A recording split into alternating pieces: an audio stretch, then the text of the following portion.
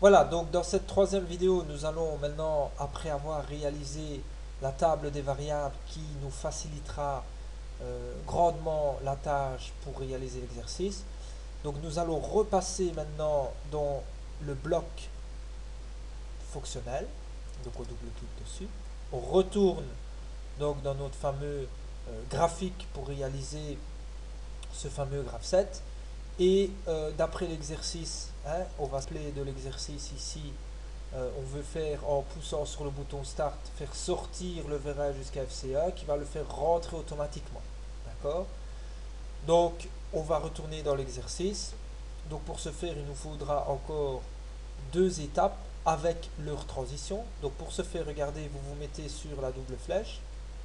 Vous allez sur étape transition. Voilà. Et vous cliquez une fois. Et vous pouvez cliquer une deuxième fois. D'accord? Donc voilà, on a toutes nos étapes. Donc ici, voilà, on a toutes nos étapes. Donc regardez, si vous cliquez sur la petite fenêtre ici, il vous met ici l'étape 4 en l'occurrence ici et il demande une action. D'accord? Pour la réduire, ben, il suffit de recliquer dessus. Et la même chose dans les transitions. Vous pouvez ajouter des transitions, donc des entrées, hein, des capteurs, des boutons poussoirs, etc. En déroulant ici la petite fenêtre. Voilà, il vous met transition 1. Voilà. Et il vous demande ici de rajouter dans la branche les entrées. Alors justement, dans la transition 1, il faut que le vérin soit rentré. Et c'est le capteur FC0 qui nous l'indique. Et il faut également pousser sur le bouton Start. Donc, puisqu'il faut une entrée et une autre, eh bien on va mettre en série deux entrées.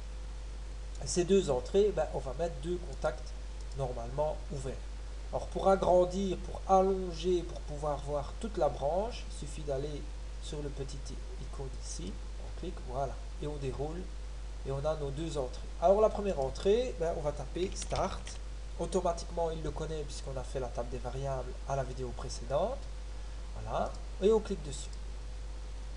Même chose ici, on va taper FC0, il l'a reconnu, et on clique dessus. Voilà, la première transition est terminée. On va faire la deuxième transition. Donc de la même manière, vous déroulez ici la petite fenêtre, voilà, la branche s'est mise, et là on va lui dire, eh bien, le vérin étant sorti, il va sortir jusque quand? Eh bien, jusqu'à arriver au contact du fait de course FC1. Donc on va prendre une entrée, voilà, on va l'appeler F et on peut aller chercher FCA, voilà, parfait. Le vérin étant sorti, il va s'arrêter FCA et FCA va dire à l'étape suivante de faire rentrer la tige du vérin jusqu'à FC0. Donc même chose, on va mettre une entrée F et on va rechercher FC0 dans la table des variables. Voilà, alors au niveau des transitions, c'est terminé. Donc ce qu'on peut faire maintenant, c'est au niveau des étapes. Donc en général, à l'étape 1, on ne met rien. D'accord? On peut éventuellement mettre une action pour allumer une lampe ou faire clignoter une lampe grâce à la même méthode de cadence par exemple. Bon, dans cet exercice-ci, on va rester très simple et on va d'abord aborder le fonctionnement en général du graphe 7. Donc ici, dans l'étape 2, si vous voulez, on va dérouler la petite fenêtre. Voilà. Et vous avez donc tout ce qui va se réaliser lors de l'étape considérée, donc dans cette étape-ci. Donc pour ça, on va lui dire qu'est-ce qu'on veut finalement à l'étape 2. On veut que EVA s'enclenche.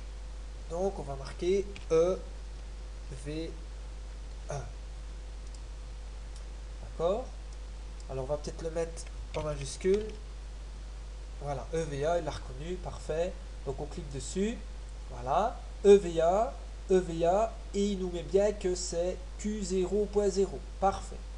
Alors il vous met en rouge. Donc dans le logiciel, quand on vous met quelque chose en rouge ou une croix blanche dans un fond rouge, ça veut dire qu'il y a une faute ou en tout cas il y a une erreur, il y a une demande de correction. Donc en fait ici, ce qu'il veut, donc on va aller voir, regardez, dans l'identificateur, eh bien il vous donne plein d'opérations. Est-ce que vous voulez que EVA soit quelque chose de décomptage ou réinitialiser le compteur, etc., etc. En fait, nous, ce qu'on veut, c'est enclencher EVA. Pour enclencher EVA, eh bien, on va aller sur le petit n, qui symbolise quoi pour le graphe 7 et donc pour TIA Siemens? Eh bien, de mettre à 1 tant que l'étape est active. Ben, parfait, c'est ce qu'on veut. Tant que l'étape S4 est activée, on veut que EVA soit activé. Donc on va mettre ceci. Mais on aurait bien pu mettre aussi S, qui veut dire 7, mettre à 1. La différence avec N, c'est que lorsqu'on va passer à l'étape suivante, si on met N, eh bien EVA n'existera plus pour le graphe 7. Tandis que si vous mettez S dans le S4, l'étape 4, ici, eh bien elle va rester activée EVA, tant que vous n'aurez pas reseté. Donc ça veut dire qu'il faut faire deux opérations. Dans notre cas à nous, dans cet exercice-ci, ça ne sert à rien. Hein, dans certains exercices, il faudra certainement le mettre, mais pas ici. Donc c'est plus facile de mettre à 1, tant que l'étape est active. Donc voilà, on lui dit N. Donc tout ce qui est passé en rouge a disparu. La petite croix blanche sur fond rouge ici a disparu. C'est qu'on est certainement dans le bon. Voilà, alors on peut réduire après. Voilà. À l'étape 5, ici au déroule, même chose. Qu'est-ce qu'on va lui dire ici? On va lui dire, écoute, quand tu arriveras à cette étape-là, on veut que le vérin rentre. Pour que le vérin rentre, il faut enclencher V2. Donc déjà, on va lui mettre E, V2. On va aller, voilà, EV2, il l'a reconnu. C'est bien Q0.1. Et on va lui dire, eh bien, tu me mets EV2 tant que l'étape est activée. Voilà. Ok, alors on peut évidemment, voilà, descendre. Voilà. Alors, ce qui est bien dans TIA Siemens au niveau du graphe 7, c'est qu'on peut visualiser tout le graphe 7 en petit ici. Parce que parfois ici, quand vous allez faire des tout grands graphe 7, hein, eh bien on verra peut-être pas toujours tout. Donc il faut bouger avec la souris pour pouvoir voir. Tandis qu'ici, on voit toujours une vue d'ensemble de ce que l'on fait. Alors, il est pratiquement terminé notre graphe 7. Pourquoi? Parce que ici, à l'étape, à la transition 5, quand le vérin va rentrer jusqu'à FC0, ensuite, qu'est-ce qu'on doit faire? Eh bien, on doit recommencer le cycle. On doit boucler le graphe 7. Pour ce faire, eh bien, regardez, on va sur la double flèche ici, d'accord?